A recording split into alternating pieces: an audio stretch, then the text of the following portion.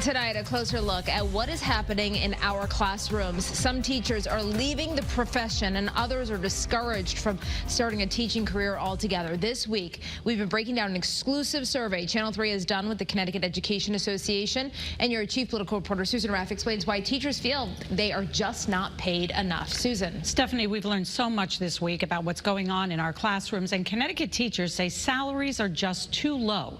And with all the challenges these days, they feel pay may be keeping some from becoming teachers, and it's creating a shortage.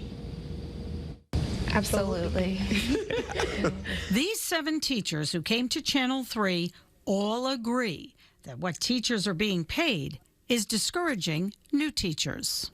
We were at a conference this summer in Oregon, and we met a young man who indicated to some of us he wanted to become a teacher. He was 19 years old and he was fresh into college, and he said, I would love to be a teacher, but teachers don't get paid enough.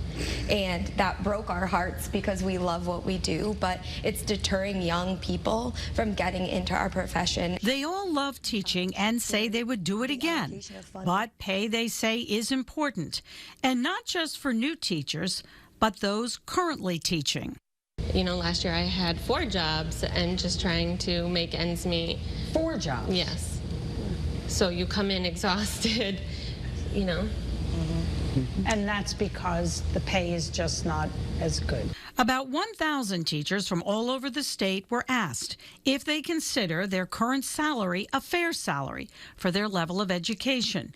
Nearly 70% said no. And when asked if they had a second job, 42% said they did because they needed the extra money. Teachers feel they are doing something important and they shouldn't need a second job. Some feel higher pay would make them feel better and more valued. Starting salary in Connecticut for a teacher is just under $50,000. Eventually, they have to have a master's degree. And while teacher salaries in our state are higher than many states, the president of the Connecticut Education Association says it also costs more to live here. Teachers coming to the Capitol, talking about needing to work 2-3 jobs, still living with their parents as a full-time employed educator. And I think Kate Diaz, the president of the Connecticut Education Association, has led the fight for teachers. They have been pushing lawmakers to increase teacher salaries. She says in some districts where there may be budget cuts, teachers are spending their own money to pay for school supplies. More than half of the teachers surveyed said they weren't given all the materials they needed. And most say they spend anywhere between $100 and $500 of their own money on classroom needs. These teachers say pay may not change what's happening in our classrooms, but it is an incentive at a time when we need more teachers.